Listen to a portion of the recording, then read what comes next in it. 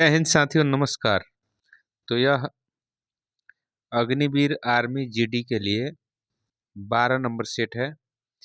तो इसमें मैथ का प्रश्न है, 31 से शुरू होता है। आइए शुरू करते हैं। जीके और साइंस का दूसरा पार्ट बना कर डाल देंगे। आज मैथ और रीजनिंग देखिए पहला प्रश्न है, 31 नंबर लिखा है। यदि किसी संख्या का 40% 20 हो तो उसका 25% क्या होगा? तो देखिए, संख्या मान लिया x है, इसका 40% बोल रहा है। 40/100 हुआ ना, 40% कह रहा है 20 है। तो देखिए, आप एक जीरो से एक जीरो काटिए और इसको काटिएगा 4 से, इधर काट लीजिए 4×5 = 20। तो संख्या क्या हो जाएगा? x बराबर हो जाएगा, इधर 10 गुणा हो जाएगा तो 50 हो जाएगा। संख्या 50 हो गया। तो कह रहा है कि इसका 25% क्या होगा?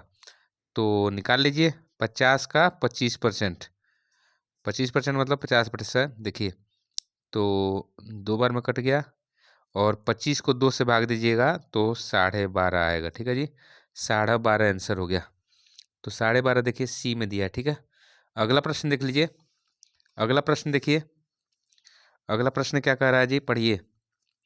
x+3 × x+5 का गुणनफल क्या होगा? तो देख लीजिए, बनाते हैं। x+3 देख लीजिए और x+5 इसका गुणनफल करिए। तो x से पहले x में गुणा करिए, फिर x से आपको 5 में गुणा करना है। तो मतलब x से x में गुणा करिएगा तो हो जाएगा x² और 5 में गुणा करिएगा तो प्लस है तो 5x हो गया। ठीक है जी। अब इस 3 से x में गुणा करिएगा तो +3x हो गया और फिर 3 से 5 में गुणा करिएगा तो +15 हो गया। ठीक है जी। अब इसको जोड़िए, x² प्लस ये x, 5x और 3x मिलके 8x हो गया और इधर हो गया 15। ये आपका गुणनफल हो गया। ठीक है जी, ये आंसर है। तो मिलाइए इस तरह का answer, x² + 8x + 15, x² + 8x + 15 कितना है? सी नंबर में है। ठीक है जी। अगला 33 नंबर सवाल देखिए। 33 नंबर सवाल देखिए, 33 नंबर सवाल देखना है आपको।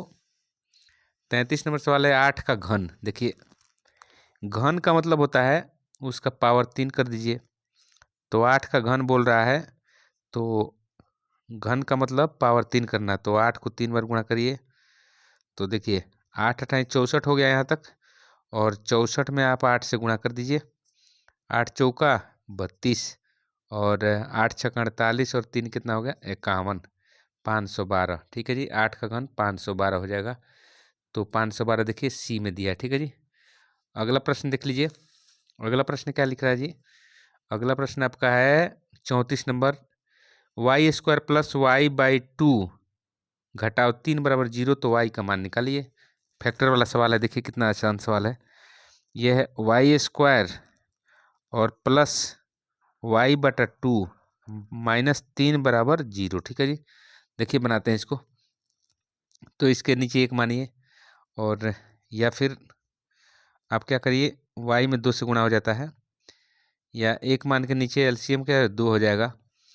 तो 2 हो जाएगा तो 2 में 1 से भाग दीजिएगा तो 2 आएगा। तो 2 से इसमें गुणा होगा तो 2y² हो गया, और प्लस 2 में 2 से भाग दीजिएगा 1 आएगा तो सिर्फ y हो गया, और इसके नीचे 1 है तो 2 में 1 से भाग दीजिएगा 2 आएगा तो इसमें गुणा हो जाएगा तो 6 हो जाएगा। ठीक है जी, इधर बराबर 0।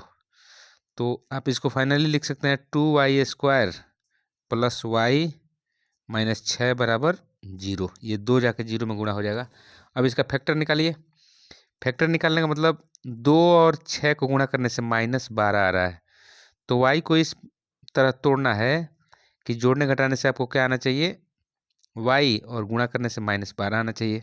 तो देखिए, अब देखिए आपको यहाँ बनाना है 2y², इसको लिख सकता हूँ मैं +4y और -3y अब -6 = 0। देखिए ये y है। अब देखिए कॉमन लीजिए, इसमें से 2y कॉमन लीजिएगा तो यहाँ बच जाएगा सिर्फ y बचेगा, और यहाँ बच जाएगा 2 बचेगा ना जी। और देखिए इसमें -2 कॉमन लीजिएगा तो सिर्फ यहाँ -3 कॉमन लेना है। -3 कॉमन लीजिएगा तो यहाँ बच जाएगा सिर्फ y, और ये प्लस हो जाएगा 2 = 0। ठीक है जी। तो अब देखिए यहाँ पे एक बार मैं लिख दूंगा 2y-3, ये -3 है, और एक बार लिख दूंगा y+2, तो अब बराबर 0 है। तो एक बार 2y-3 बराबर 0 हो जाएगा, तो y बराबर क्या हो जाएगा 3/2, 3 इधर जाकर प्लस हो जाएगा और 2 इसके नीचे हो जाएगा। तो एक मान तो y का ये हो गया, और एक बार y+2 बराबर 0, तो y बराबर -2। तो y का मान कितना आ गया, तो y का मान आ गया आपको 3/2 और एक -2। ठीक है जी, देख लीजिए।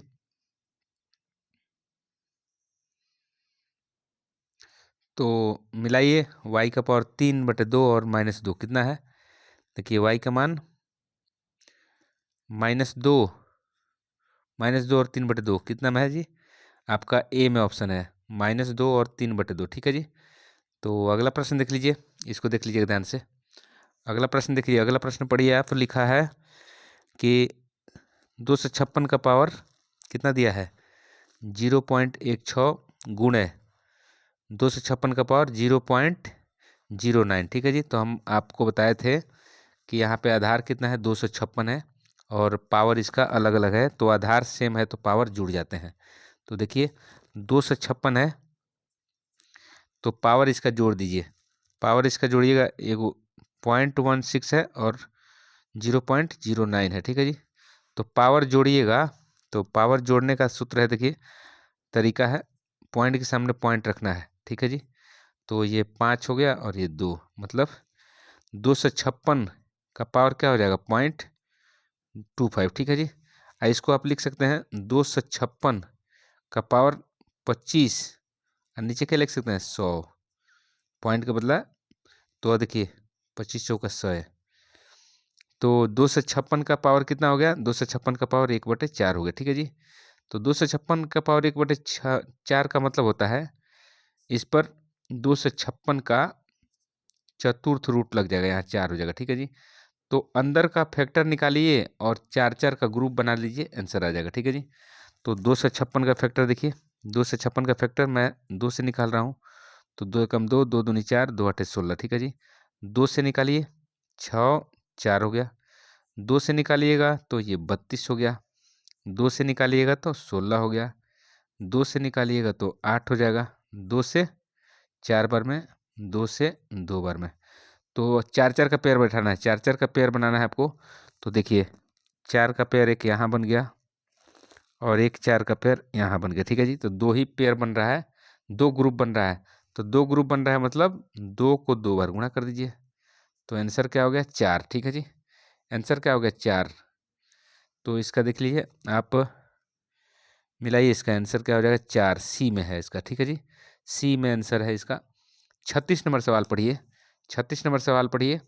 36 नंबर सवाल है, क्या लिख रहा है 36 नंबर पढ़िए तो जी।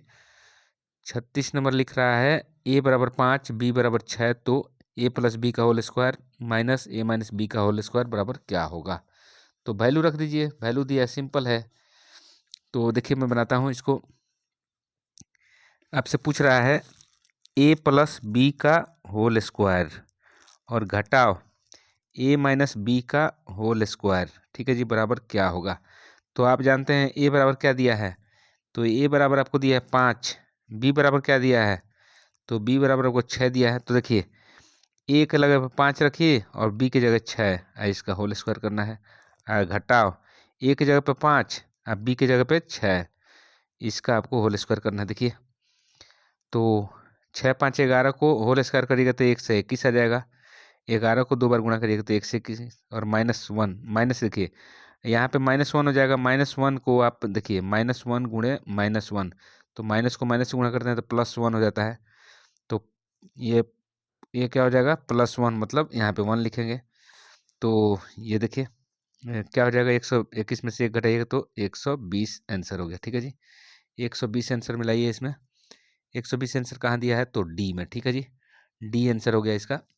देख लीजिए अगला प्रश्न, देख लीजिए अगला प्रश्न क्या कह रहा है। 18, 27 व 45 का HCF मैंने महत्तम समापवर्तक निकालना है। ठीक है जी। तो देखिए सबका फैक्टर कर दीजिए।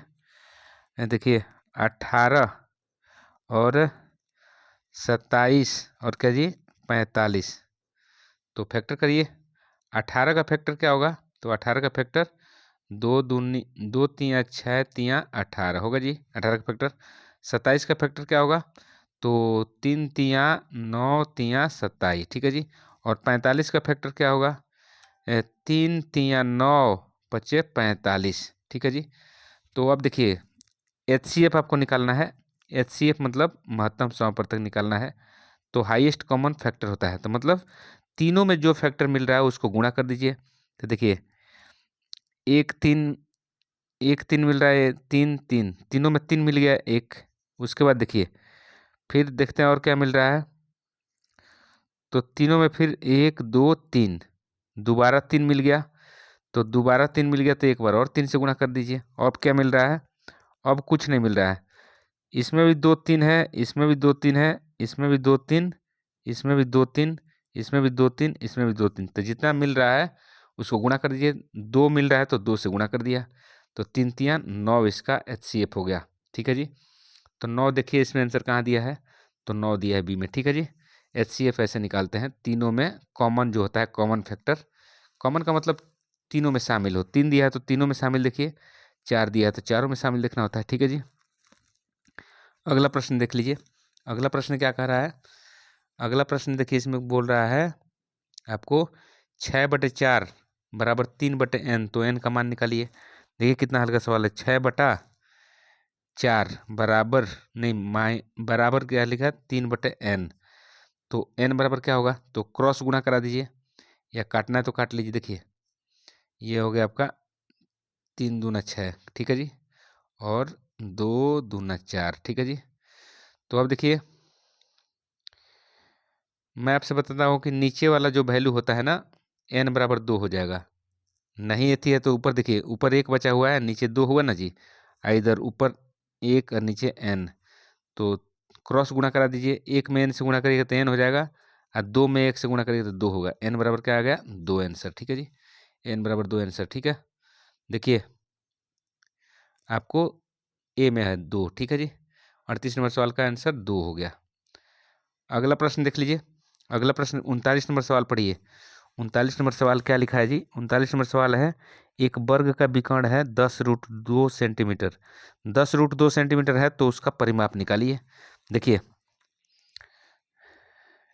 एक ये वर्ग हो गया। देखिए वर्ग जिसके चारों भुजा बराबर है इसको विकर्ण कहते हैं। ये विकर्ण हो गया। तो विकर्ण का फॉर्मूला क्या होता है? विकर्ण का फॉर्मूला होता है बाबू √2 गुणे भुजा, ठीक है जी। √2 गुणे भुजा। तो अब देखिए √2 गुणे भुजा क्या दिया इसमें? सॉरी, ये देखिए विकर्ण बराबर क्या दिया है? तो विकर्ण के सामने 10√2 सेंटीमीटर रख लीजिए। इधर हो गया √2 गुणे भुजा, ठीक है जी। तो देखिए √2 से √2 कट गया, तो भुजा बराबर क्या आ गया? 10 सेंटीमीटर। आपसे पूछा जाए भुजा कितना आ गया? तो 10 सेंटीमीटर। अब परिमाप पूछ रहा है, तो परिमाप बराबर क्या होता है जी? परिमाप बराबर 4 गुणे भुजा होता है। 4 गुणे भुजा, तो 4 अब भुजा आ गया 10, तो 10 सेंटीमीटर तो हो गया 40 सेंटीमीटर आंसर हो गया, ठीक है जी। परिमाप क्या हो गया? 40 सेंटीमीटर। तो इसका मिलाइए आप आंसर। 39 का 40 सेंटीमीटर कहाँ दिया? तो सी में, ठीक है जी। मिला लीजिए, सी में 40 होगा। निकालना सीख गए ना। अगला प्रश्न देख लीजिए।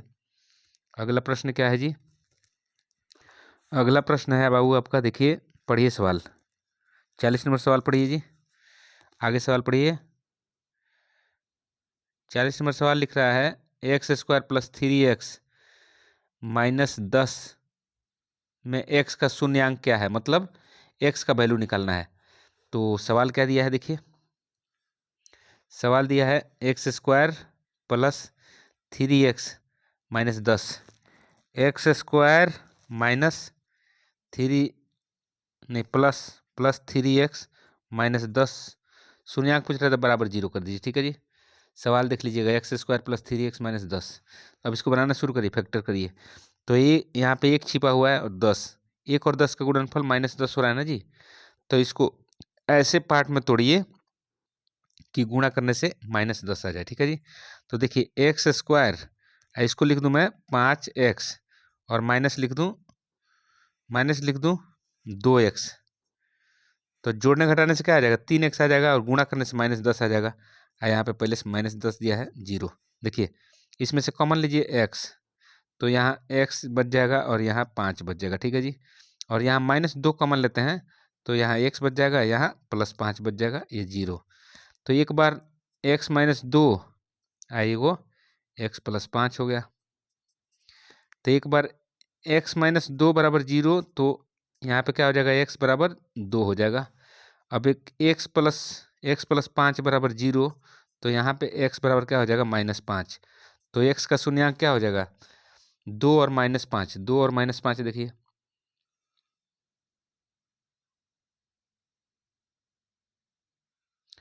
2 और -5 हो गया, ठीक है जी। देख लीजिए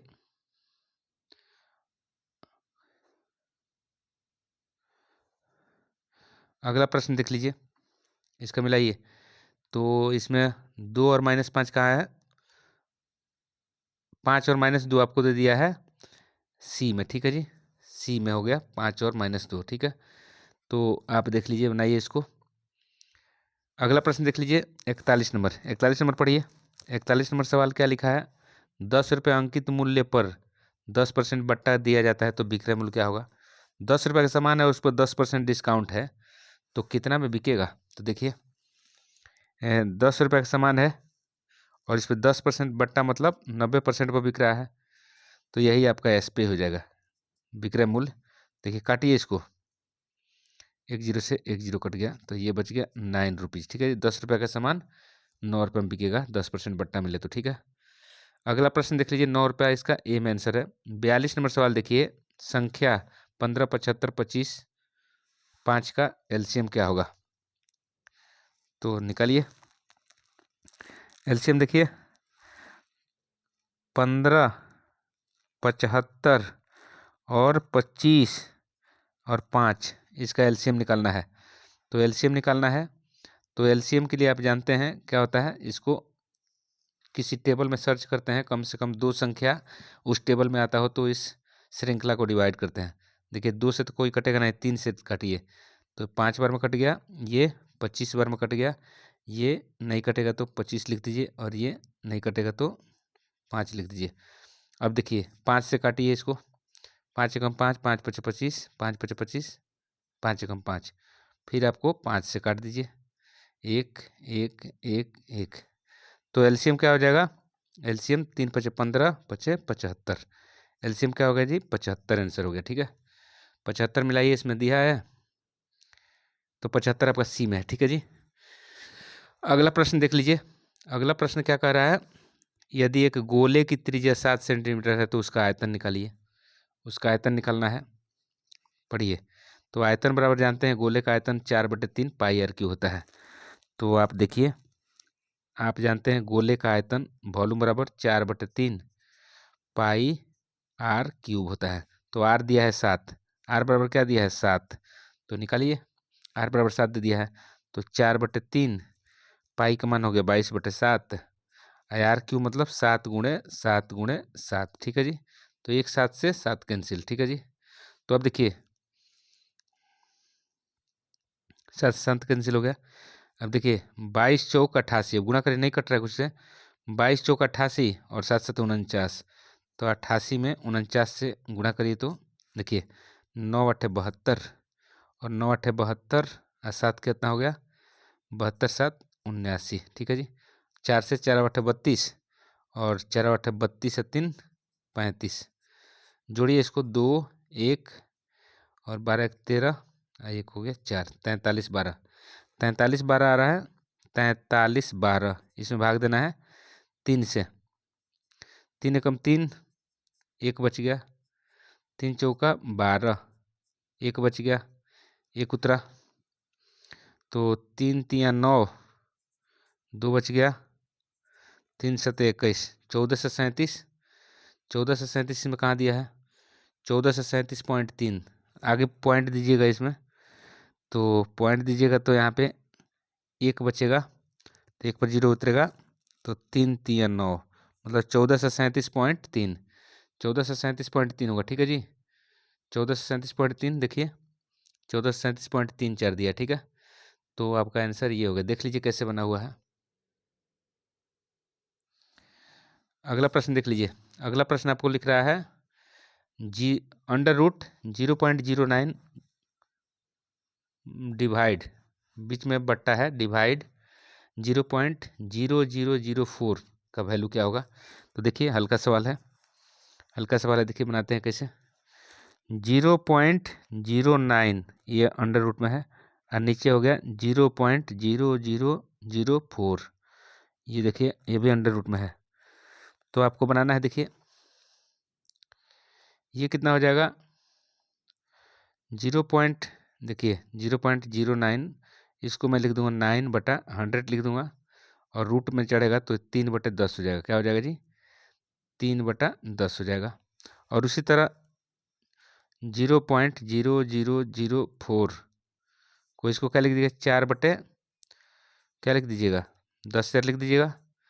तो 4 का हो जाएगा 2 और नीचे 10,000 का हो जाएगा 100 हो जाएगा ना जी। इसमें देखिए 100 × 100 लिखेंगे तो एक पेयर बनेगा तो 100 निकल जाएगा बाहर।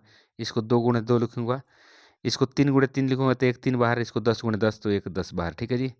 अब इस पर सॉल्व कर दीजिए, इसको सॉल्व करिए। रूट 0.09 का मतलब क्या हुआ 3/10 आया ना जी, 3/10 सीधे। और फिर ये नीचे है तो मतलब भाग भाग करना है तो 2/100, 2/100 किसका मान है √ 0.0004 का, ठीक है। तो अब देखिए 3/10 हो गया, ये गुणा हो जाएगा तो ऊपर चल जाएगा 100 और नीचे 2 हो गया। देखिए 1 0 से 1 0 कट गया, ये हो गया 30 और नीचे हो गया 2, काट दीजिएगा तो क्या हो जाएगा जी 15 आंसर, 15 आंसर हो गया, ठीक है। तो मिलाइए 15 कहीं दिया है तो 15 आपका बी में दिया है, ठीक है जी। अगला प्रश्न देख लीजिए। अगला प्रश्न क्या कर रहा है 0 पॉइंट, इसको देख लीजिएगा।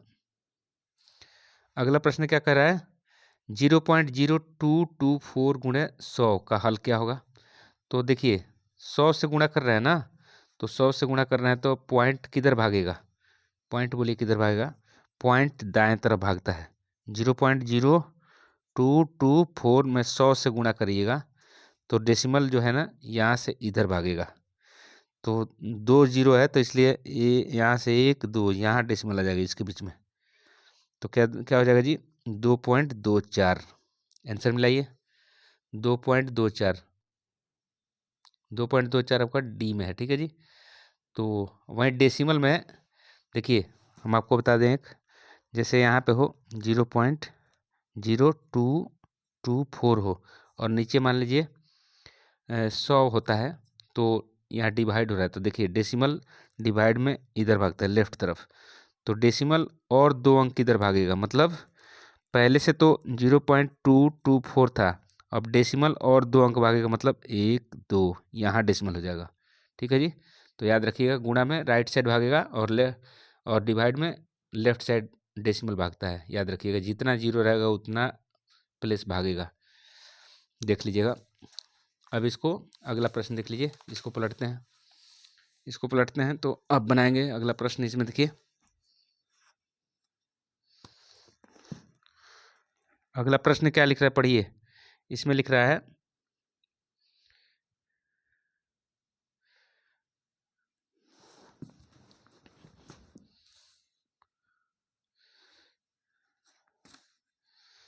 विशाल और पढ़िए सवाल, सवाल पढ़िए। विशाल और शेखर की वर्तमान आयु का अनुपात कितना है 14:17 है। 6 साल बाद उनका अनुपात कितना हो जा रहा है 17:20, ठीक है जी। बनाइए। तो यहाँ पे मैं देख रहा हूँ विशाल, भी से विशाल हो गया, एस से हो गया शेखर, ठीक है जी। इनका अनुपात कितना है 14:17 है। बोल रहा है वर्तमान में है, ये बोल रहा है दोनों में क्या जोड़ रहे हैं 6 जोड़ रहे हैं। नहीं मैं बता रहा हूँ, देखिए इनका रेशियो कितना दिया है 14:17। तो जब रेशियो से अलग करिएगा तो ये 14x हो जाएगा और ये 17x हो जाएगा।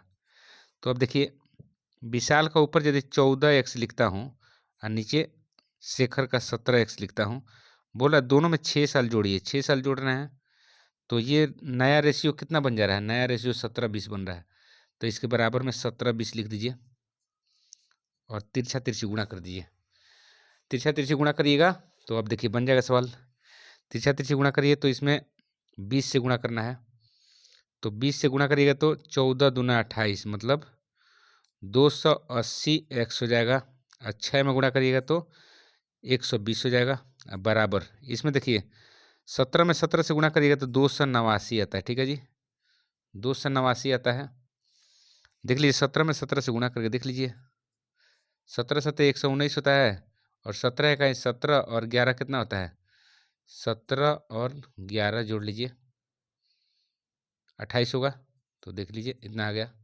तो 289 इधर देखिए 6 से गुणा करिएगा तो एक्स इसके साथ है 17 छके 102।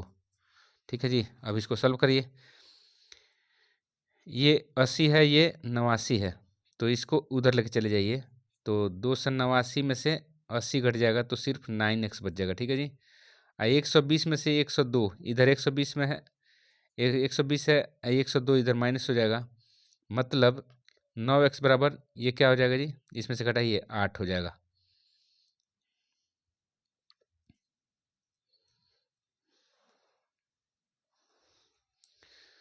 देखिए इधर हो गया आपका 9x, इधर कितना हो गया 120 में से 102 घटाइएगा 18, तो x बराबर क्या आ गया जी, 2 आ गया, x बराबर 2 आ गया। ठीक है, तो अब आपको रख देना है। विशाल का कितना माना है आपने, विशाल का माने हैं 14x, 14x मतलब 14 में 2 से गुणा हो जाएगा तो ये कितना हो जाएगा 28 साल का।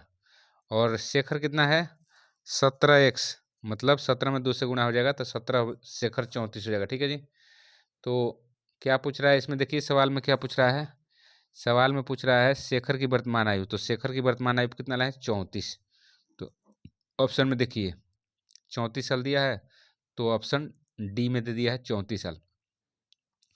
अगला प्रश्न देख लीजिए, इसको मिला लीजिए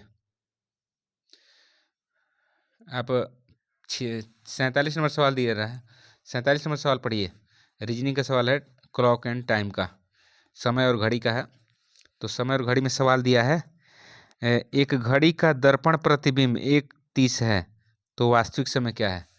मतलब एक शीशा में क्या दिखा रहा है, 1:30 दिखा रहा है, तो जब भी दर्पण का टाइम दिया हो और रियल टाइम पूछे तो उसको 12 में से घटा दीजिएगा। 12 बजे में से जो दिया है दर्पण टाइम उसको घटाइए, घटाइएगा तो देखिए ये छोटा है तो इधर दीजिएगा तो 60 हो जाएगा, तो 60 में से 30 गया 30, इधर क्या है 11 में से 1 गया 10, तो 10 30 हो जाएगा। ठीक है जी, 10 30 देखिए 10 30 कहाँ दिया है, तो 10 30 आपका दिया है कितना में, डी में। ठीक है जी, तो जब भी दर्पण टाइम दिया हो तो उसको वास्तविक समय पूछे तो 12 में से घटा दीजिएगा। ठीक है जी, अगला प्रश्न देख लीजिए, अगला प्रश्न देखिए, अगला प्रश्न देख लीजिए, ए ई सी बराबर दिया है 9, तो के एल पी बराबर क्या होगा, ए ई सी बराबर क्या दिया है 9, तो पूछ रहा है के एल पी बराबर क्या होगा। ठीक है, तो देखिए ए 1 नंबर पे होता है, 5 नंबर पे होता है ई, और सी 3 नंबर पे होता है, जोड़ने से 9 आया है ना। तो उसी तरह आप के कितना नंबर पे है, तो आप एक जानते हैं इजोटी, पढ़ाए हैं इजोटी, मतलब जे के बाद के होता है और जे कितना, ये 5 नंबर पे, ये 10 नंबर पे, तो जे के बाद के होता है तो मतलब के 11 नंबर पे है, के बाद एल होता है मतलब जे के एल, 10 2 ये 12 हो गया, और पी ओ पी मतलब ओ कितने नंबर पे, 15 नंबर पे होता है, तो इसके बाद पी आता है, तो पी हो जाएगा 16 नंबर पे। तो तीनों को जोड़िए, तो 1 2 3 और 6 9 हो गया, और ये 3 39 हो गया टोटल। जोड़ने से कितना आ गया जी 39, 39 कहाँ दिया है, तो 39 आपको दिया है, 39 दिया बाबू बी में। ठीक है जी, 48 का बी। अगला प्रश्न देखिए 49 नंबर सवाल, 49 नंबर सवाल देखिए, 49 नंबर सवाल क्या कह रहा है भाई, 49 नंबर सवाल, वह विकल्प चुनिए जो बाकी से भिन्न हो, तो बाकी से भिन्न हो देख लीजिए, तो विकल्प विकल्प ए में देखिए 3 से विभाज्य नहीं है, इसको जोड़ने से 3 के टेबल में नहीं आ रहा है, लेकिन बी 3 के टेबल में आ जा रहा है, और उसके बाद वाला देखिए सी में भी 3 के टेबल में नहीं आ रहा है, और डी में भी 3 के टेबल में नहीं आ रहा है, तो ये भी एक अंतर निकाल सकते हैं, या बी में एक ही संख्या से तीनों एक ही संख्या है, ये भी अंतर है। तो आप जिस तरफ से निकाल लो, तो इसका बी हो गया। 3 के टेबल के आधार पर निकाल लो, या डिजिट सेम डिजिट इसमें रिपीट हुआ 3 बार, तो इस आधार पर भी निकाल लोगे। 50 नंबर सवाल देखिए क्या कर रहा है। किसी घड़ी के सामने एक आईना रखा गया है, तो घड़ी में 5:40 का समय दिखा रहा है, तो वास्तविक समय क्या होगा? तो मैंने बताया, जब भी आपका घड़ी दर्पण का आईना का समय दिया हो, तो उसको सही समय पूछे, वास्तविक समय, तो 12 में से घटाइए। देखिए 12 में से मुझे घटाना है 5:40। देखिए इधर 60 हो जाएगा, तो 60 में से 40 गया तो 20। इधर देखिए 11 बचा था, 11 में से 5 गया 6, तो 6:20। तो 6:20 कहीं दिखा रहा है, तो 6:20 आपका ए में ऑप्शन है। ठीक है जी। तो आज की वीडियो में इतना ही, अगली वीडियो में फिर मिलते हैं। तब तक के लिए जय हिंद, जय भारत। चैनल को सब्सक्राइब करिए, लाइक करिए और मित्रों में शेयर करिए, क्योंकि ज्ञान का प्रसार करने से ज्ञान घटता नहीं है और बढ़ता है। इसलिए ज्ञान को प्रसारित करने में, सब्सक्राइब करने में, शेयर करने में कंजूसी नहीं करना है। शेयर करते रहिए। बाबा आपके मेहनत का फल आपको जरूर देंगे। जय हिंद।